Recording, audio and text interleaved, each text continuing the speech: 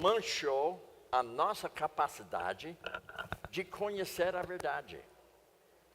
Quando Adão pecou, ele não tinha capacidade mais de entender, conhecer a verdade. Ele só podia compreender porque Deus falou com ele cara a cara, face a face. Lembra que ele foi lá no jardim para encontrar com ele. Ele não tinha capacidade, devido ao pecado, que manchou a nossa capacidade de conhecer a verdade e lidar apropriadamente com os problemas humanos. Então, isso cria um problema sério para nós, que significa o seguinte: da língua grega, nos significa mente, referindo ao efeito do pecado sobre nossa capacidade de pensar de uma forma que você possa compreender a mensagem salvadora. Lembra que eu falei ontem à noite, quando você está fazendo discipulado, o primeiro passo é preparatório, onde você está evangelizando a pessoa, porque você não tem como ensinar ela até ela converter. Devido ao problema noético, que significa que não tem capacidade para compreender, conhecer a verdade. Então, todo ser humano que não é convertido não tem a capacidade de entender a verdade de Deus e não sei como pensar como Deus pensa. Lembra que eu falei de Isaías 55, 8 e 9? O pensamento dele é mais alto. Devido que nosso pensamento não bate com o pensamento de Deus. Pelo fato que nós não temos a capacidade de acompanhar o pensamento dele até houver uma conversão, onde o Espírito Santo invade a sua vida de tal maneira que você possa ter uma compreensão da palavra de Deus. E também, você não tem capacidade de raciocinar. E além disso, e conhecer a própria vontade de Deus, ou a verdade nesse caso. Agora, vamos dar continuidade no nosso estudo. A Bíblia deveria ter controle funcional e ativo, mesmo no nível quando um conceito é enfatizado no modelo, que significa o seguinte, veja bem, nosso alvo é desenvolver um modelo que provenha das Escrituras em oposição a um que seja simplesmente consistente com elas. Ou seja, eu preciso entender as Escrituras de tal maneira que o Espírito Santo facilita a minha compreensão. Quando eu leio a palavra de Deus, eu posso até entender algo do lado intelectual. Mas para entender algo espiritual, eu preciso ter um coração convertido diante de Deus. Lembra que eu falei para você que houve um tempo que eu ouvi a palavra de Deus, houve um novo nascimento na minha vida, que deu para mim justamente a capacidade de entender quem é Deus. E eu converti. Agora, o que é importante é entender que a pessoa, a maioria, não tem como conhecer a Deus sem não haver uma conversão. Para ter uma conversão, a Bíblia fala, Romanos, capítulo 10, 17. A fé salvífica vem através de ouvir. Ouvir o quê? A palavra de Deus. Uma vez que o Espírito Santo invade o coração do homem, ele tem a capacidade agora de entender e conhecer. Mas ele precisa ser ensinado. Por que aconselhar? Para que ele possa entender que o papel dele é refletir a imagem de Deus. Então, notem Salmos número 1. Como é feliz aquele que não segue o conselho dos ímpios. Agora, o ímpio significa a pessoa que não conhece Deus. Até ele pode, ao seu ver, ser uma boa pessoa. A perspectiva dele. Ele se acha uma pessoa boa, legal, mas mesmo assim ele é ímpio. E nós não devemos seguir o conselho dele. E quando eu vou ampliar mais sobre esse assunto, você vai entender por que eu sou conselheiro bíblico. Note, não imita a conduta dos pecadores. Quem é o pecador? Tem dois tipos de pecador. Pecador não convertido e pecador convertido. Ao mesmo tempo que eu sou santo, eu sou pecador. Eu tenho uma natureza nova, o homem novo que habita em mim. Mas eu posso obedecer a ele, ou eu posso obedecer a minha própria vida, ou seja, aquilo que eu quero. Não imita a conduta dos pecadores. Notem também, e nem assenta na roda dos zambaradores. Agora, veja a diferença. Ao contrário, sua satisfação está na lei do Senhor. A lei do Senhor significa que você tem satisfação em leitura bíblica, estudo bíblico, ouvindo a palavra. Para você ser um crente forte, para você manejar bem a palavra, você precisa fazer o seguinte: você precisa ouvir a palavra. Hoje à noite, com certeza, você está ouvindo a palavra de Deus. Quantos trechos bíblicos que já foram lidos para você hoje à noite? Você está ouvindo a palavra. Segundo, você precisa ler a palavra. Quantas vezes nós temos lido a palavra de Deus aqui hoje à noite? Cada vez que aparece aqui na tela, você é capaz de ler o que está na tela, não está? Então, enquanto você está lendo o que está lá na tela, você está ouvindo. E depois você precisa estudar a palavra. Hoje à noite, nós estamos ouvindo e fazendo leitura e estudando. Depois você precisa memorizar a palavra. E depois de memorizar a palavra, você precisa meditar naquilo que foi ouvido, aquilo que foi lido, aquilo que foi estudado, aquilo que foi memorizado, você precisa meditar. E depois você precisa praticar o que você havia ouvido, lido, estudado, memorizado e meditado. Precisa praticar. Então, nessa altura, você está entendendo que para você ter satisfação com Deus, você precisa ouvir a palavra, você precisa ler a palavra, estudar ela, memorizar partes dela, meditar naquilo que você ouviu, aquilo que você leu, aquilo que você estudou, aquilo que você memorizou, e você precisa praticar. Então, quem que tem satisfação, faz 6 coisas. Ouve a palavra, lê a palavra, estuda a palavra, memoriza a palavra, medita e pratica. Pergunto para você hoje à noite. Você tem feito isso na sua vida diária? Quando eu digo na sua vida diária, você está aqui hoje à noite, nós estamos fazendo pelo menos 3 coisas aqui. Nós estamos ouvindo, lendo e estudando. Agora, quando você não está na igreja, você está ouvindo, lendo e estudando. Então, isso é importante para você entender, para você dizer para mim que a sua satisfação está na palavra.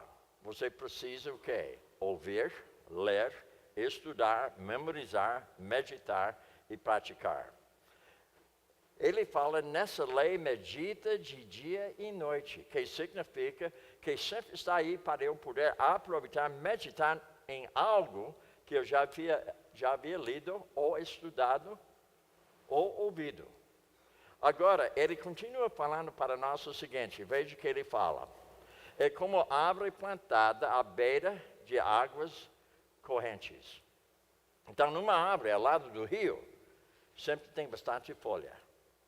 Uma árvore bem sadia, porque tem como adquirir aquela água que está lá no rio. Notem também, dá fruto no tempo certo e as suas folhas não murcham. E tudo o que ele faz prospera. Além disso, ele fala, no caso dos ímpios, é diferente. São como palha que o vento leva. Agora, a pergunta para nós hoje à noite, de que lado você está? Por isso os ímpios não receberão o julgamento. E ele fala, nem os pecadores na comunidade dos justos, pois o Senhor aprova o caminho dos justos, mas o caminho dos ímpios leva à destruição. Então você nota onde você deve estar com Deus? Do lado do justo, não do lado de ímpio.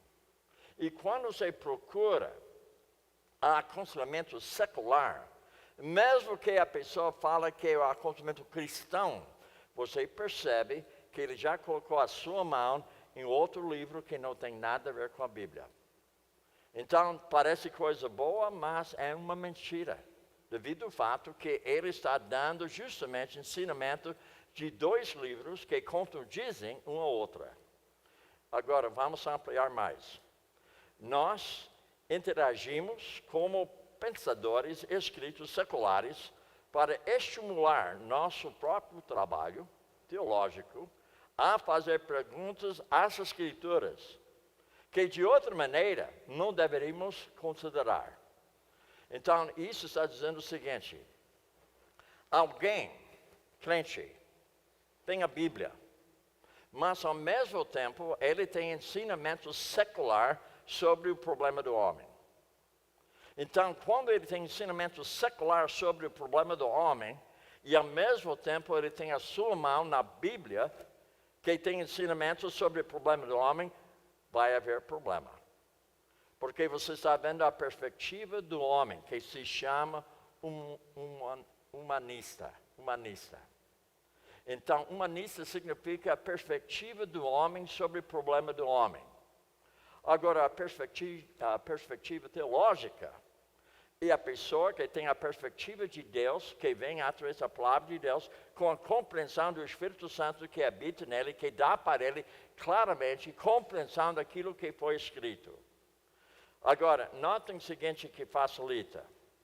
Nós temos uma pergunta. A pergunta é o seguinte: teologia ou psicologia? Uma boa pergunta, né? Você tem que decidir. Porque é psicologia ou teologia. Agora, quando eu falo isso, às vezes alguém tem o coração bem apertado. E não sabe como pensar sobre aquilo. Será que é certo ou errado? Então, a pergunta é para nós hoje à noite: a Bíblia ou o pensamento do homem? É simples, né? Então, eu vou explicar mais sobre esse assunto. Veja bem, isso não está na sua apostila. Então, veja, a psicologia é humanista por natureza. Deu para compreender? Psicologia é humanista por natureza.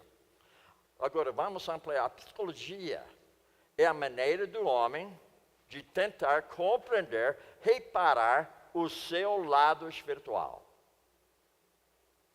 Então, ele procura, de uma maneira dele, de compreender, reparar o lado dele que se chama espiritual. Ele chama o espiritual a alma, porque a alma não é igual à parte espiritual, mas ele pensa que é espiritual. Alma significa vida. Agora, quanto ao homem, quando fala alma do homem, fala que o homem não somente tem vida, mas ele tem capacidade de pensar. Ele tem a parte intelectual. Na minha casa, eu tenho uma gata que a minha esposa gosta dela. Mas ela não tem parte intelectual, ela não sabe pensar. Ela age de instinto. Quando ela precisa fazer xixi, ela não fala assim: olha, dá licença, eu vou fazer xixi. Ela não fala, ela não pensa, mas quando ela tem que fazer xixi, ela procura uma caixa. Essa caixa tem areia. Isso faz parte do instinto dela. Agora o homem, por outro lado, ele pode fazer assim: eu preciso, mas não tenho tempo agora. Porque ele pode avaliar, né? Mas o animal não pode. Agora, veja também que essa gata minha, ela não tem vontade. Tudo é instinto, mas eu tenho vontade. Eu posso escolher. Eu estou aqui na igreja hoje à noite porque eu escolhi estar aqui. Você está aqui hoje à noite não pelo seu instinto, você está aqui porque você fez uma decisão, você fez uma escolha. É, não é? Durante a semana passada, o pastor Antônio falou sobre a minha vinda. Ele colocou para você uma motivação. Ele queria estimular você. E você agiu. Você fez uma escolha. Eu vou colocar toda noite, começando dia 1º de abril, para estar lá na igreja aprendendo por que aconselhar. Ou seja, o que faz o aconselhamento bíblico ser bíblico? Veja outra. Sem qualquer referência ou reconhecimento do espírito, ou seja, do espiritual. Então, do lado de psicologia, a maneira do homem de tentar compreender, reparar seu lado espiritual, sem qualquer referência ou reconhecimento do espiritual. Porque ele não conhece Deus. O homem não convertido, ele não tem como entender a parte espiritual. A própria Bíblia fala que a palavra de Deus, o discernimento, vem do lado espiritual, não do lado intelectual. Porém, precisa do lado intelectual para compreender a leitura. O Espírito Santo facilita você compreender o significado daquela leitura no nível espiritual. Psicologia não faz isso aí. Agora, notem outra coisa sobre esse assunto. A psicologia secular baseia-se na ideia de que o homem é basicamente bom. Eles dizem isso, que o homem, ele é bom. Agora, vocês sabem que cada vez que você falta paciência, você não é uma pessoa boa. E cada vez que você tem uma raiva, você não é uma pessoa boa. Cada vez que você é ansiosa, você não é uma pessoa boa. Você percebe que a pessoa boa é uma pessoa que confia em Deus e o Espírito Santo, ele invadiu seu coração, houve novo nascimento. Agora você tem a capacidade de ser uma pessoa boa, mas você mesmo não é bom. Porque o homem de Deus dentro de você, ele que é bom. O Paulo diz, na segunda carta aos Coríntios, capítulo 4, o tesouro está dentro de um vaso de barro. Então, nosso valor, sabe o que é? Nós somos vasos de barro. Eu não falei outro dia o que a Bíblia fala, que você veio do pó e você volta para o pó. E se o pó fica molhado, o que é? Lama, barro. Não é isso mesmo? Então, se você pensa que você tem valor, que você é bom, você está enganado. Porque a Bíblia fala, todos pecaram, carecem da glória de Deus. Não é justo nem sequer um. Agora, você vai confiar no psicólogo, que fala que tem algo de bom em você, ou você vai confiar na Bíblia? Eu estou falando claro para você hoje à noite, como você pode entender a diferença. Agora, veja ainda mais.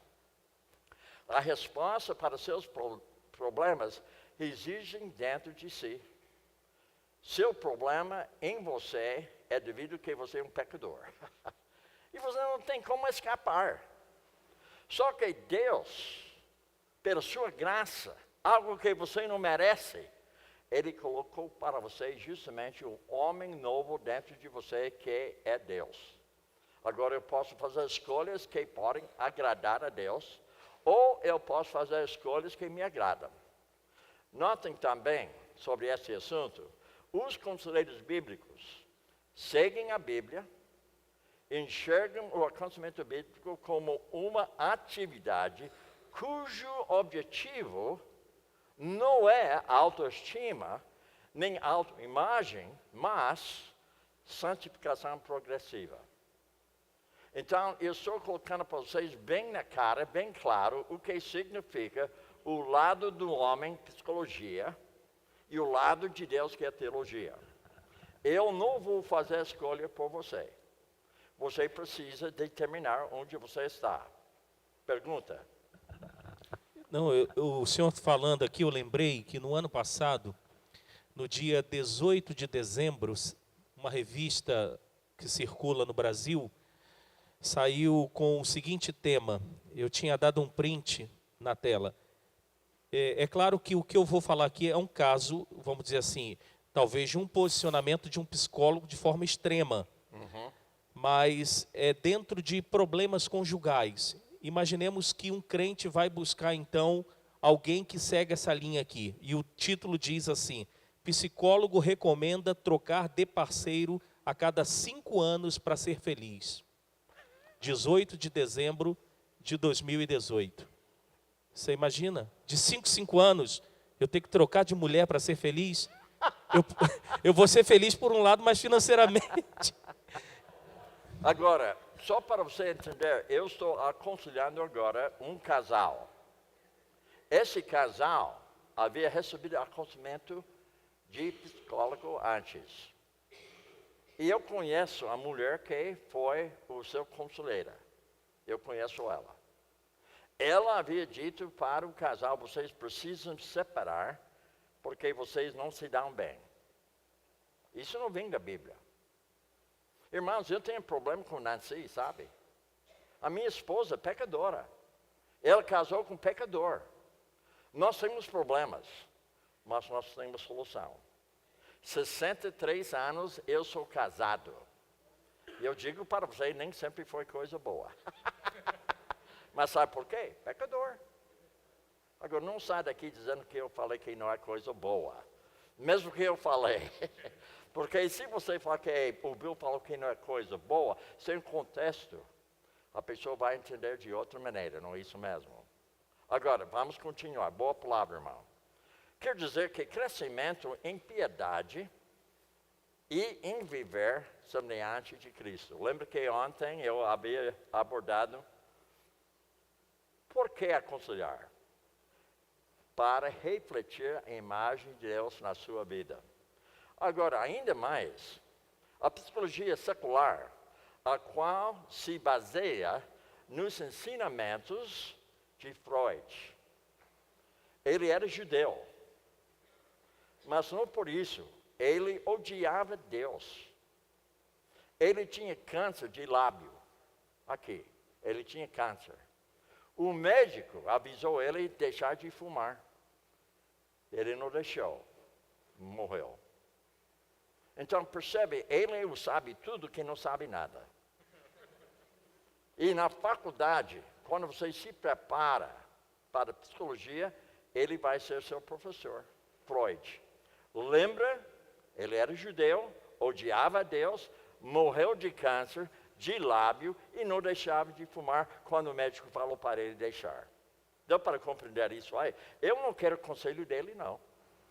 Ele odeia as pessoas de Deus. Agora, notem, Carl Jung, ele era discípulo de Freud.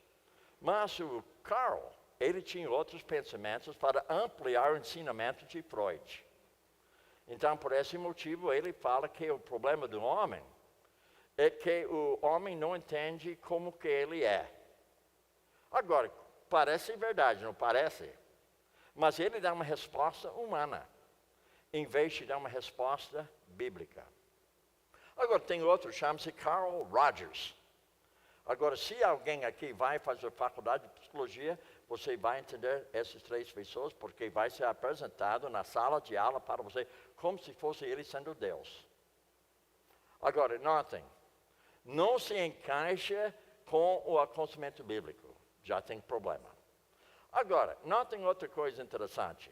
Também não se encaixa o que é chamado de aconselhamento cristão. Porque o aconselhamento cristão, que é, uma vez, o aconselhamento cristão tem psicologia secular e não a Bíblia como sua base. Ou seja, eu posso ser considerado cristão com a Bíblia nessa mão, mas ao mesmo tempo a base está na psicologia. Deu para compreender? Nos Estados Unidos, nós temos muitos conselheiros cristãos que nem falam a Bíblia para a pessoa, nem faz oração com ela, mas são conselheiros cristãos. Agora, veja outra coisa que facilita você entender melhor. Isso não quer dizer que alguém que se chama de cristão não seja também um conselheiro bíblico. Eu sou cristão, mas eu sou cristão que usa somente a Bíblia e não a psicologia. Mas os conselheiros cristãos usam a psicologia secular como o seu modo de ação. Então você vai ouvir isso aí. Depois eu vou responder a sua pergunta, escreve, eu vou responder amanhã à noite. Escreve a sua pergunta. Muito bem, vamos continuar. O aconselhamento bíblico tem historicamente dado alto valor ao lugar da ciência médica legítima em nosso modelo e prática de aconselhamento. Então, vamos ampliar esse assunto aqui. A palavra de Deus, em sua peculiar, provisão, primeiro, ensinamento. O que eu estou fazendo hoje à noite? Eu estou falando das minhas ideias, eu estou falando das minhas experiências, não estou falando da Bíblia. Quando eu falo da minha pessoa, eu falo da minha pessoa ligado com ela. Eu tenho experiência, mas a minha experiência está baseada na palavra. Então, a experiência, você não deve confiar, mas confia na palavra, não na experiência do Bill, mas na palavra de Deus. Agora, veja novamente esse trecho bíblico. Se eu perguntar amanhã à noite, como você sabe que a Bíblia é inspirada? Toda escritura inspirada por Deus e é útil. Ensinamento, ensino, e repreensão, e correção, e também instrução na justiça. Notem por quê? Para que o homem de Deus seja apto e perfeitamente preparado para toda boa obra. Quantas vezes, desde ontem, que eu havia citado esse trecho bíblico? Você lembra? 12 vezes desde ontem. 12 vezes apareceu aqui na tela. Então, amanhã, quando eu faço pergunta a você, como você sabe que a Bíblia é inspirada? Você já tem na ponta da língua, não tem? Ótimo. Muito bem, então vamos continuar. Lembra que eu coloquei para você, é para nós ensinar o que é correto, repreender justamente aquilo que é errado e corrigir para que a pessoa volte a ser correta. E uma vez que ela é correta, agora eu posso educar ela para que ela possa adquirir maturidade. Isso é treinar ela a andar de acordo com a palavra de Deus. Voltando à apostila, o que é verdadeira doutrina? O que é? Então vamos abordar. O que precisa mudar é repreensão. Quando você está ensinando doutrina, ensinamento, aquilo que é verdadeiro. E que depois de ter ensinado, você precisa mudar no modo de pensar, no modo de falar, no modo de agir. Por exemplo, hoje à noite eu tenho toda certeza que algumas pessoas aqui hoje já estão mudando o seu pensamento de acordo com a Bíblia que foi falado aqui durante 2 noites.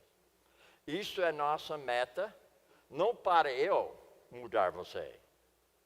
É para Deus colocar diante de você a escolha.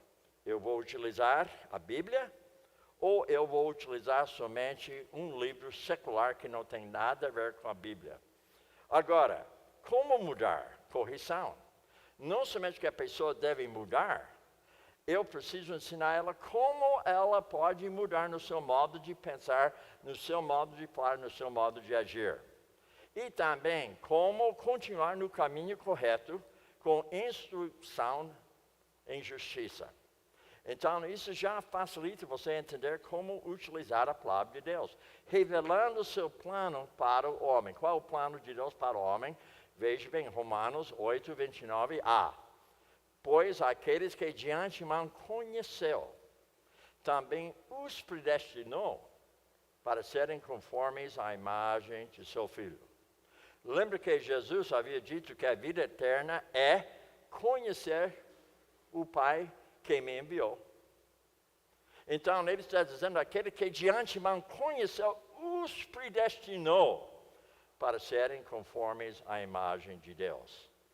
Veja também, isso é interessante aqui, que facilita você entender melhor sobre o homem natural.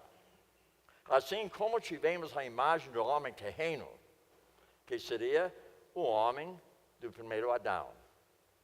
E quando se fala, teremos também a imagem do homem celestial, isto é o último Adão. O último Adão, quem é ele? Jesus Cristo. Então percebe que Paulo estava abordando, esclarecendo dos dois lados, o lado terreno e o lado celestial. Quando você nasceu com a imagem de Deus desfigurada, porque você nasceu do lado terreno. Mas quando você experimentou o novo nascimento, então o último Adão invadiu a sua vida através do Espírito Santo, deixou a palavra de explicar, esclarecer como você pode vencer problemas na sua vida particular. Notem também, produzindo fé bíblica. O que é fé bíblica? Fé salvífica, onde você está agindo de acordo com as Escrituras. Então, Romanos 10, 17. A fé vem por ouvir a mensagem. A mensagem é ouvida mediante a palavra de Cristo. O que eu estou falando para você hoje à noite? A palavra de Cristo. Isso alimenta a sua fé para que ela se torne mais forte. Para que você possa agir de acordo com a palavra de Deus, com a sua fé, com a prática dela na sua vida diária, que significa fé salvífica. Onde você está experimentando dia a dia a força do Senhor na sua vida, através da palavra, por intermédio do Espírito Santo que habita em você. Hebreus 11, 6. Sem fé, é impossível agradar a Deus, pois quem ele se aproxima, precisa crer que ele existe. E que recompensa aqueles que o buscam. Então, notem que nós devemos entender justamente que nossa vida tem sido transformada. Transformando as pessoas no nível do coração. Eu vou ter uma palestra para vocês essa semana somente sobre o coração do homem. Então, eu não vou ampliar hoje à noite. Eu estou dando um trailer para você. Sabe o que é trailer, né? Alguém já foi no cinema aqui? Tem trailer, né? Por que tem trailer? Para você voltar novamente a assistir um filme, né? Então, eu estou dando trailer para você, para que você volte novamente com aquele desejo, eu quero saber mais sobre o coração do homem. Amém ou não? Amém. Ok, muito bem. Agora, notem quando se fala, Mateus 15, 17 e 20, não percebem que o que entra pela boca vai para o estômago e mais tarde é expelido. Então, todo mundo entende isso aí, não entende? Não precisa explicar. Mas veja que ele fala, mas as coisas que saem da boca vêm do coração. Aqui um trailer. Não vou explicar hoje à noite, é um trailer. Agora, esses são que tornam o homem impuro. Veja, ele continua falando. Pois do coração saem os maus pensamentos, homicídios, adultérios, imoralidades sexuais, roubos, falsos testemunhos, calúnias. Tudo isso vem do coração do homem. Essas coisas tornam o homem impuro. Agora, notem que Lucas também facilita você entender também mais sobre esse assunto. Nem uma árvore boa dá fruto ruim. É fácil entender isso, não é? Nem preciso explicar. Mas veja, ele fala, nenhuma árvore ruim dá fruto bom. E ele continua falando, toda árvore é reconhecida por seus frutos. Então, se você não tem fruto, você tem problema, não tem? Então, eu não posso julgar seu coração. mas eu posso avaliar o que você fala. Eu posso avaliar o que você faz. Eu não posso avaliar seu pensamento porque eu não conheço o seu pensamento. Mas logo mais seu pensamento sai da sua boca. Logo mais seu pensamento sai no seu comportamento. Eu posso reconhecer seu comportamento devido à falta de fruta na sua própria vida. Nem colhe figos de espinheiros, e nem uvas das ervas daninhas. Então, Jesus está colocando coisas tão simples para nós entendermos que o problema está dentro de nós. O homem bom tira as coisas boas do bom tesouro que está no seu coração. O homem mau tira as coisas más do mal que está no seu coração. Porque a sua boca fala do que está cheio o coração.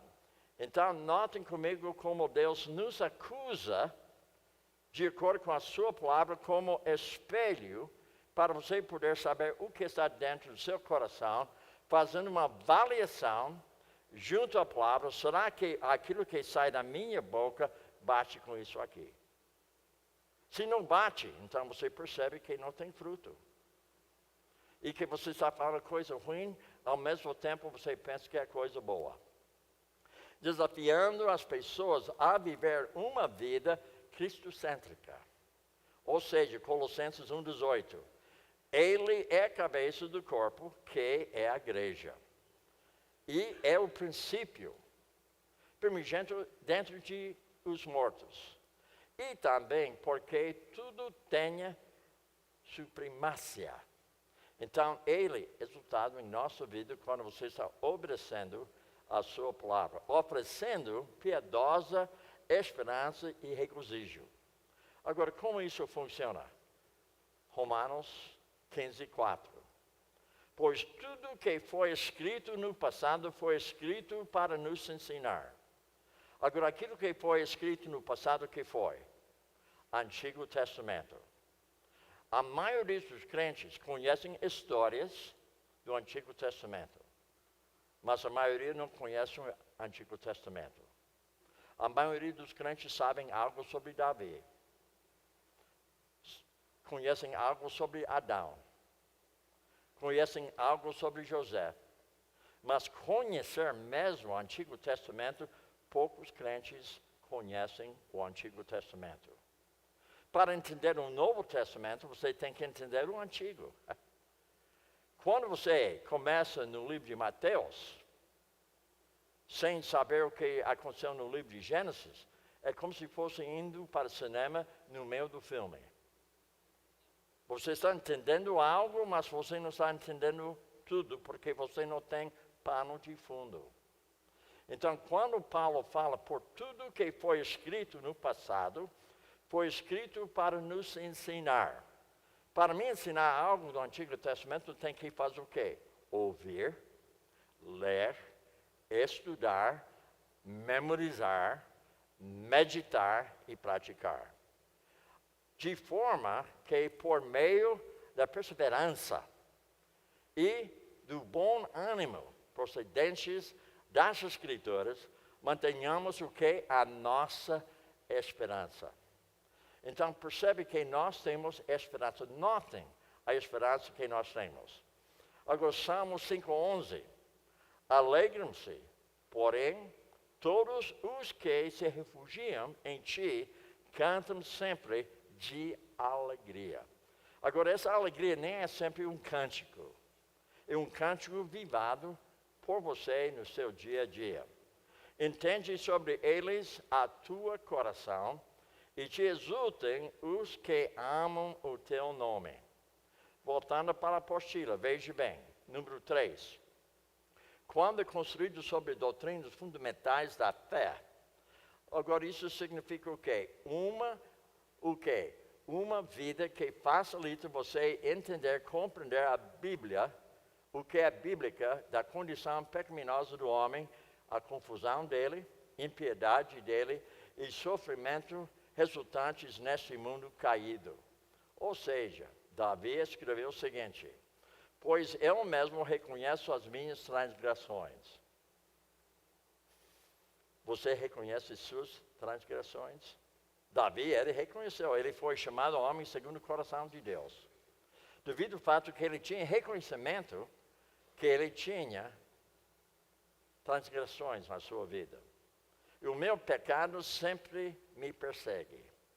E contra ti, só contra ti pequei e fiz que tu reprovas. De modo que justa é a tua sentença e tens razão em me condenar. Ou seja, condenar-me. E sei que sou pecador desde que nasci. Então, isso é um ensinamento do Antigo Testamento que nós devemos entender porque foi escrito para nos ensinar algo sobre a nossa própria vida. Sim, desde que me concebeu minha mãe. Então, ele nasceu pecador. Romanos 3:23, para entender melhor, Paulo diz, pois todos pecarem e estão destruídos da glória de Deus. E ele continua falando em Romanos 8:20-23, pois ela foi submetida à injustiça, não pela sua própria escolha, mas por causa da vontade daquele a sujeitou. Na esperança de que a própria natureza criada será libertada da escravidão e da decadência em que se encontra, recebendo a gloriosa liberdade dos filhos de Deus. Amém, aleluia, amém. Nós temos sido libertados do poder do pecado em nossa própria vida. Mas ainda ele fala, sabemos que toda natureza criada geme até agora com os dores de parto. E não só isso, mas nós mesmos, que temos os primeiros frutos do Espírito Santo, gememos interiormente, esperando ansiosamente nossa adoção como filhos da redenção do nosso corpo. Isso se chama, irmãos, esperança. Todas as passagens que eu havia citado agora, tenho lido com você, fala da nossa esperança. 1 Pedro 4,19. Por isso mesmo, aqueles que sofrem de acordo com a vontade de Deus, devem confiar sua vida a seu fiel Criador e praticar o bem, apesar dos seus sofrimentos. Notem também que nós estamos tratando o impacto do Evangelho e a beleza do nosso Redentor quando você pratica o acontecimento bíblico. O que faz o acontecimento ser bíblico? Efésios 2, 4, 7. Todavia, Deus que é rico em misericórdia, ou seja, não recebemos o que merecemos. E, além disso, ele fala pelo grande amor que nos amou, deu a vida com Cristo. Quando ainda estávamos mortos em transgressões, pela graça vocês são salvos. Ou seja, recebemos o que não merecemos. A misericórdia, eu recebo o que eu não mereço. Não. Eu não vou receber o que eu mereço. A graça, ao contrário, recebemos o que não merecemos. Ele continua falando, Deus nos ressuscitou com Cristo e com Ele nos fez assentar nas regiões celestiais em Cristo Jesus. Isso é nossa posição diante de Deus. No lugar celestial, na nossa posição. Mas ao mesmo tempo, na prática, nós estamos aqui na terra.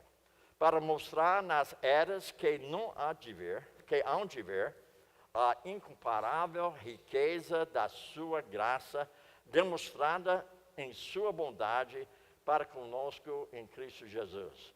Agora você percebe por que eu sou conselheiro bíblico? Você anota que seu pastor Antônio, ele é conselheiro bíblico. Devido àquilo que nós temos abordado hoje à noite, ele tem abraçado essa verdade há muitos anos.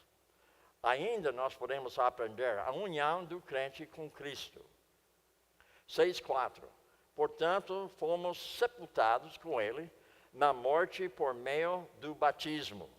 Agora, esse batismo não é batismo nas águas. Batismo do Espírito Santo na sua vida, o dia que você converteu, você foi batizado pelo Espírito Santo na sua vida, você foi sepultado com Ele. Agora, não somente isso, a fim de que assim como Cristo foi ressuscitado dos mortos, mediante a glória do Pai, também nós vivamos uma vida nova. Devido ao fato que houve batismo espiritual, eu fui sepultado com Ele, ressuscitado com Ele, e hoje eu vivo de uma vida nova, devido ao batismo do Espírito Santo na minha vida. E o papel do Espírito Santo é o processo da transformação. Agora, mais um trailer. Uma noite eu vou abordar santificação progressiva, pode me cobrar. Agora, o Espírito daquele que ressuscitou Jesus dentre os mortos habita em vocês. O poder de Deus que facilitou a ressurreição de Cristo Jesus, Ele diz que Ele habita em nós, o mesmo poder. Aquele que ressuscitou Cristo dentre os mortos também dará vida aos seus corpos mortais por meio do Espírito Santo que habita em vocês. Agora, eu tenho joelho aqui que dá problema para mim. As minhas cadeiras doem. Mas um dia, eu vou ter uma vida, ou seja, um corpo glorificado, igual a Jesus. Isso é a nossa esperança. Por esse motivo, eu posso sorrir hoje. Por esse motivo, eu tenho alegria na minha vida. Por esse motivo, eu posso lidar com problemas na minha vida no dia de hoje, devido à esperança que eu tenho em Cristo Jesus. Também dará vida aos seus corpos mortais, por meio do seu Espírito que habita em vocês. A esperança, a alegria da reconciliação com Deus e o homem.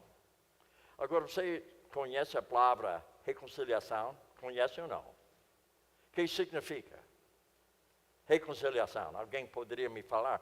O que significa reconciliação? Algo que foi unido novamente. Unido novamente. Quase. Está no caminho. Eu era, fala.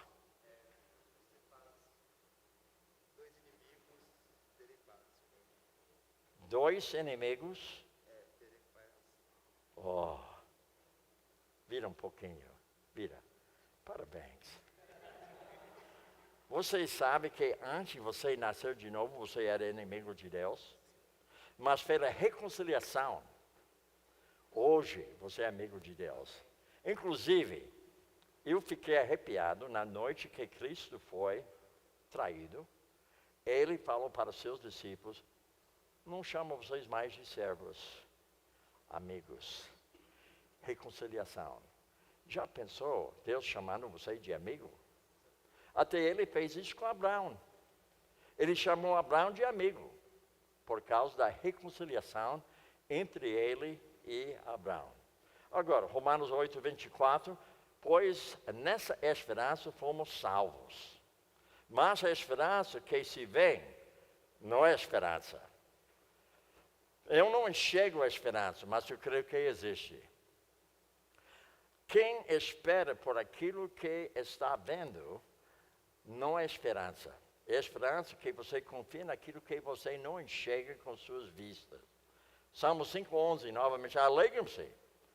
Porém, todos os que se refugiam em ti, cantem sempre com alegria, ou seja, de alegria. Entende sobre eles a sua proteção. Em ti exultem os que amam o teu nome. Nós estamos chegando quase no fim, falta 7 minutos, calma. Porque você abusou meu tempo no intervalo hoje. Abusou. Era para você voltar, não voltou. Só algumas pessoas voltaram. Nota o nome deles, por favor. Muito bem. O privilégio e o poder da oração. Veja que ele fala sobre assim aproximemos-nos de trono da graça com toda o que? Confiança, fé salvífica. E a fim de recebermos misericórdia. Aquilo que você merece, você não vai receber. Você merece a morte. Mas de acordo com a misericórdia dele, você não recebe o que você merece. Encontramos graça que nos ajude no momento da necessidade. Ou seja, algo que você não merece. Ele continua a antecipação de volta de Cristo. A antecipação da volta de Cristo. Apocalipse 21:4. Ele enxugará dos seus olhos de toda lágrima. Agora, ele está falando com quem? Não haverá mais morte. Ele está falando com quem nesse trecho? Com os salvos. Será que o salvo vai chorar? É ou não é? Ele não fala que ele vai enxugar as lágrimas. Isso é na eternidade. Antes de entrar na eternidade, ele vai enxugar nossas lágrimas. Agora, por que a gente chora lá?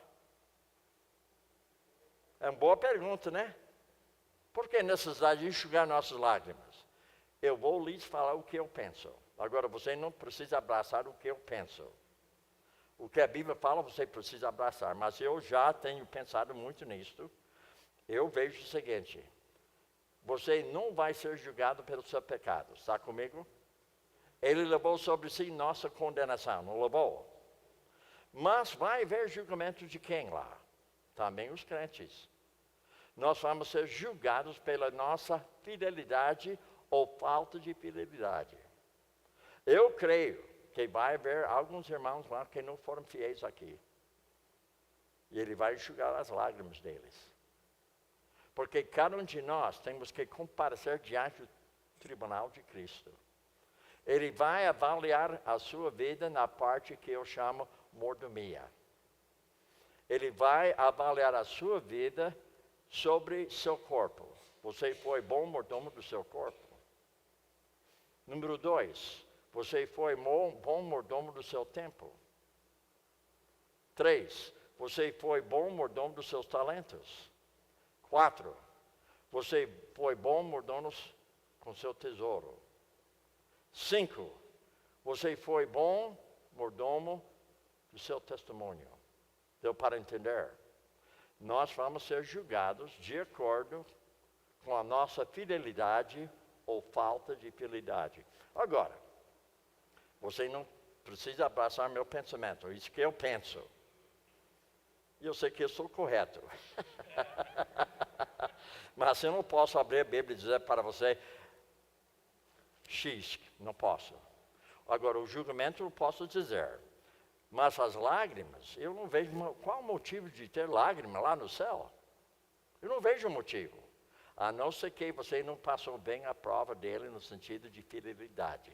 Aí possivelmente você vai ter um choro mesmo. Nem tristeza, nem choro. Não vai ter mais isso. Nem mais dor. O joelho não vai ter dor mais. E pois a antiga ordem já passou. Notem comigo também o seguinte.